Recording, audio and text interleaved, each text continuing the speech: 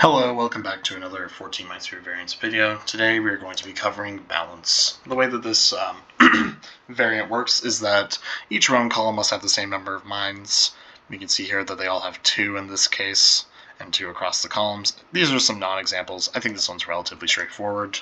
Something that's interesting to note is that for 5x5 and 6x6 grids, this means that each row and column will have 2 minds, and for 7x7 and 8x8 grids, they will have 3 minds. So that's just something to think about, because it kind of does actually change the logic between smaller and larger board sizes, interestingly enough.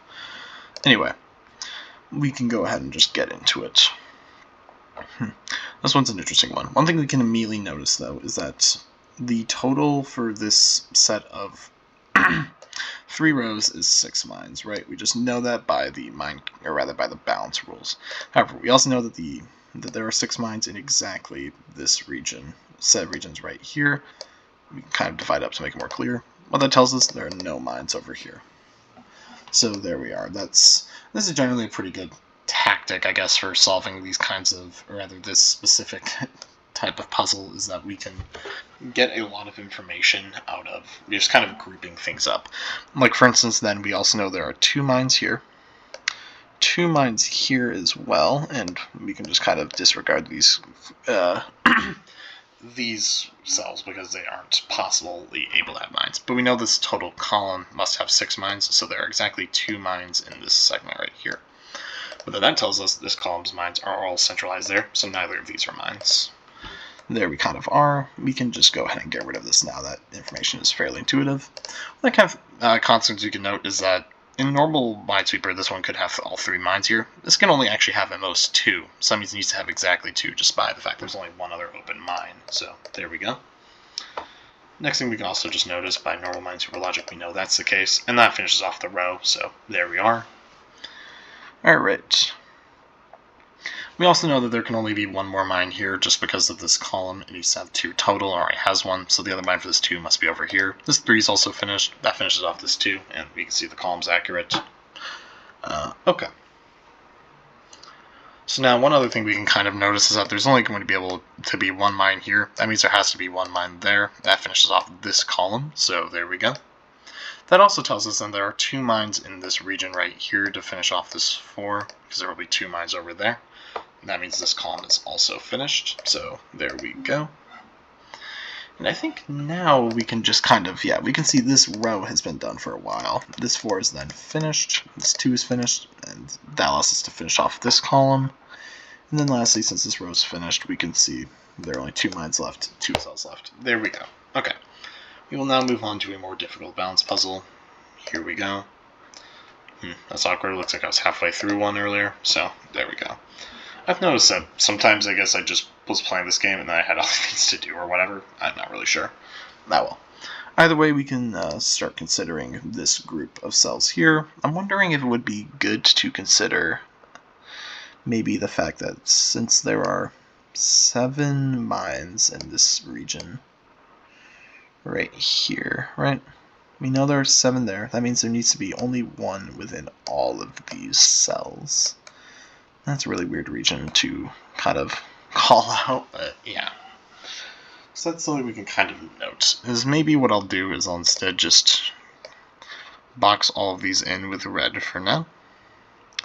These boxes are atrocious, and we will just kind of write over here equals, oh my god, I cannot write with a mouse, equals 1. There we go. Okay. Just gotta remember not to clear that, because this one's kind of out of the way. Okay. So that is something we can kind of see here, I guess. I'm not sure that gives us a ton on its own, though maybe not. I guess one thing we can kind of consider then is we can consider some of the possibilities for 3 with this information in mind. We know there's a total of 4 possibilities for 3 in this case, just because we can mark off some cells. We then know from this one that none of these are mines, because we already have a mine up in there. So then we actually also know this is the case. So then we can just go ahead and That's fine, I'll leave these for now. And we can see that, okay, this one works fine. Cool. So now we can next instead consider what happens if we put a mine into here and a non-mine right there. Then we actually know that these two can, all of these can really be clues now, or rather they can be mines now. Man, I cannot speak. I'm recording this fairly late at night. That's okay. Okay, we can see that these two were not mines in both of the cases we've looked at so far, and they'll also not be mines in the case where there's only a mine up there. So the last one we need to consider is this, right? That's the only one left where there could potentially be a mine in one of these two positions. But then we can see that once again the mine is down there, so I think there could just never be a mine in either of those two. Yep, there we go. And yeah, I'm okay with getting rid of the regions for now. I think that we've gotten enough information now from other sources to kind of make headway. Maybe not. Maybe those will be coming back. Okay, one other thing we can kind of note is there are 3 mines in this region. That means there has to be exactly 1 mine up there. That then tells us there are 3 mines in this region, right here, around this floor. So that tells us there is exactly 1 mine in this box as well. So we can just go ahead and kind of put that there. I'm not sure that's going to really give us a ton, but whatever. Okay. And then we know there's 1 mine here, which tells us that there is exactly 1 mine in here. However, we know that there must be at least 1 mine in this region, so that tells us these 2 are mines. This one down here is not a mine. Yep, there we go. We can go ahead and just kind of draw that in. We know there's 1 mine over here as well. So there we are.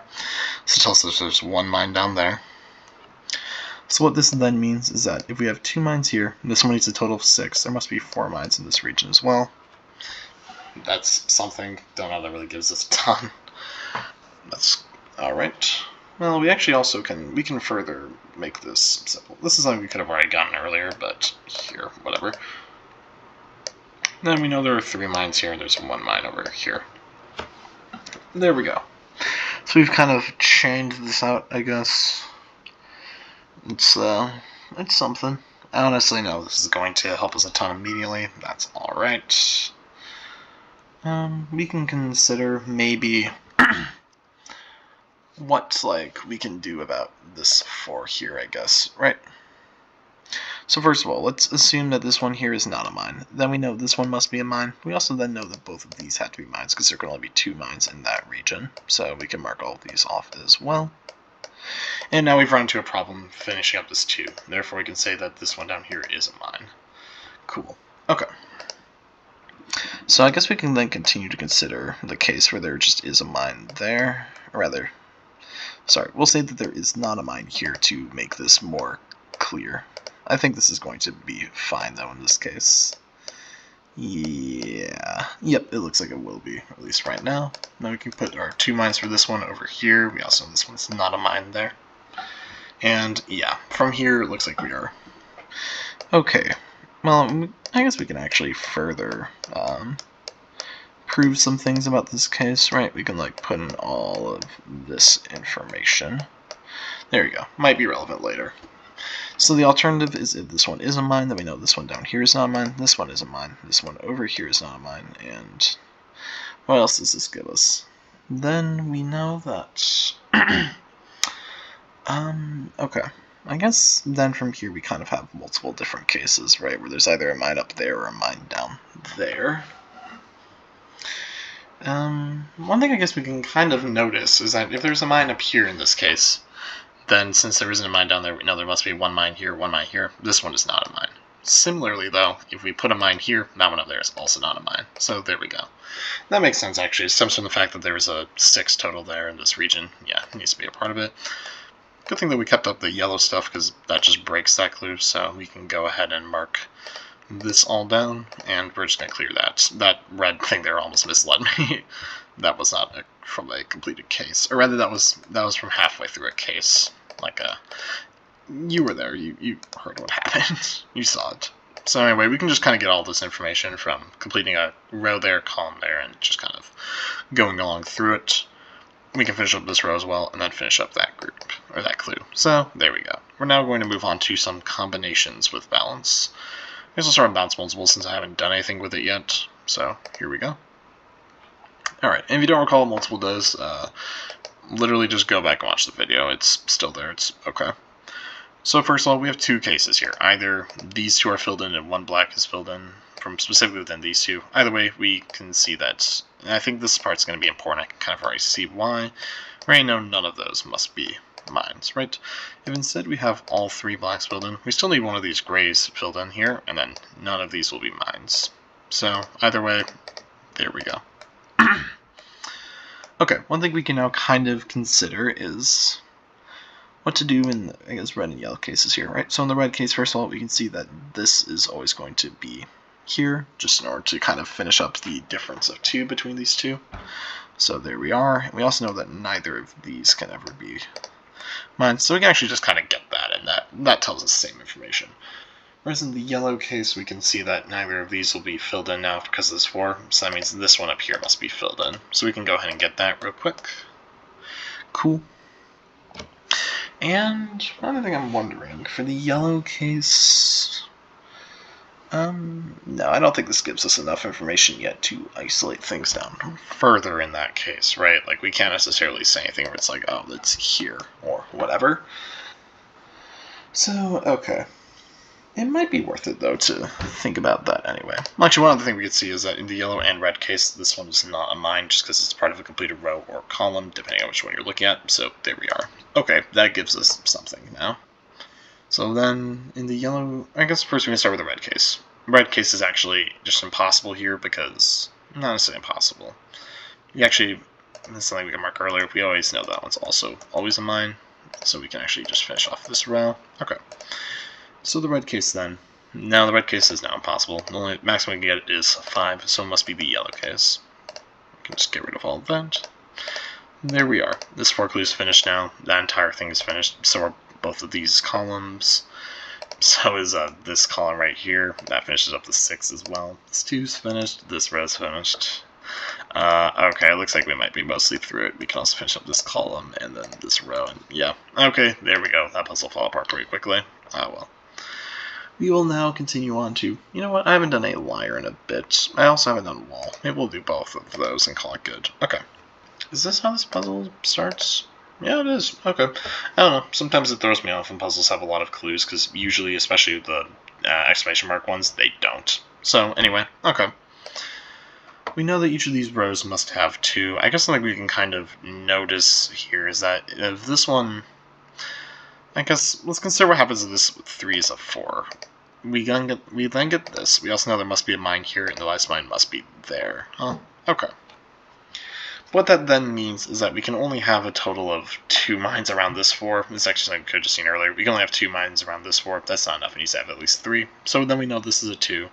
We also know this one must be a 3. If it's 5, that puts us up to 7, which is too much for this set of rows. So this one up here is a mine. There we go. And then we can also kind of just... This is going to look terrible, but we can put a 3 here and a 2 here. There we go. Okay. No, that looks atrocious. Just remember that, okay? Alright. So then if we know there are 2 mines around this one, we know that there must be 2 mines in the remaining region. That tells us there will be at least 1 mine around this 1, right? So then we know that this 1 is actually a 2. And maybe I can just put that in there, because I don't know how, honestly, this one's going to be relevant for a while yet. Okay, something we actually, here's what we can do then. We know this region will be of size 2, and that we can just, we'll use my standard notation for it. Then, if this one has 3 mines in it, that would overload, so we know there must be 1 mine here. We can then get that there was also a mine there, or to finish up the 4 required for this set of 2 rows. So there we kind of go. Okay. And now then, next we can see that, given that this 4 is a 3, we can also see that this 5 is really only going to be able to be a 4. 6 is too many already for it. So then, I guess, if this one's a 4, we have 2 possibilities. Either neither of these are mines, right here, in which case neither of these ones up here can be mines either, and we just kind of, yeah, move on. Or if there's 1 mine here, then there must be 1 mine here. And I'll mark that with just doing all of these. Right, okay. And we also then know that, I see, there can't be, there has to be 1 mine down there in order to finish up this row. So we then know neither of these are mines. This one's also a mine. There we go. So that also tells us that neither of these up here are mines. Okay, then we have one mine here. We're going to finish up this 2 now. It needs to be a 3, so there's one mine there as well. Okay. I'm not sure if this gives us a ton on its own either. We can go ahead and just think it through, though. Okay. So I guess then, we also know that this 4 is only going to be at 3, correct? Yeah. So what this really tells us then is that there were 2 mines in this region right here, right? So there's 2 mines there. There are also going to be 2 mines here. So then we have 5, 6 there. There cannot be any mines here. Cool. Okay. So now then we either know that there are going to be 2 mines like this or 2 mines like this, correct? Yeah. In the yellow case, though, there cannot be mines in either of these, just because this one, once again, can't be 5, so then that breaks this column. So we then know that these 2 must be mines, this one cannot be a mine right there. There we go. We similarly know there's going to be at least 1 mine in this group just from the column and balance, so we know this 2 must actually be a 3. There we are. Just finish that up. This 4 is also finished now. We just kind of finish up some clues, and we can see we're more or less done. It's just going to be a lot of now finishing up stuff. There we go. Okay. And yeah, I guess I'll also do a balance wall. Balance wall is interesting, and some of the ones it doesn't allow. Like, with this size, for instance, the maximum size a clue can actually ever have is 3. And we always know that a 3 clue is not going to be a 3 cross, it's going to be a 3 corner. Either way, though, that still gets us 2 there. So that finishes off that. We also know now that there is 1 mine here. And, okay, maybe it'd be worthwhile to think about the fact that if there is 2 mines in this group, right, and 3 mines over here, well, that just tells us there's 1 mine here, which we'll keep that up for now. We can leave that, you know. Okay. But maybe, actually, I'll get rid of it. It might be more worthwhile to think about just the 2 cases for 3, right? Because then we know these ones cannot be mines. This one then must be a mine. So we can just go ahead and finish off this whole section. Okay.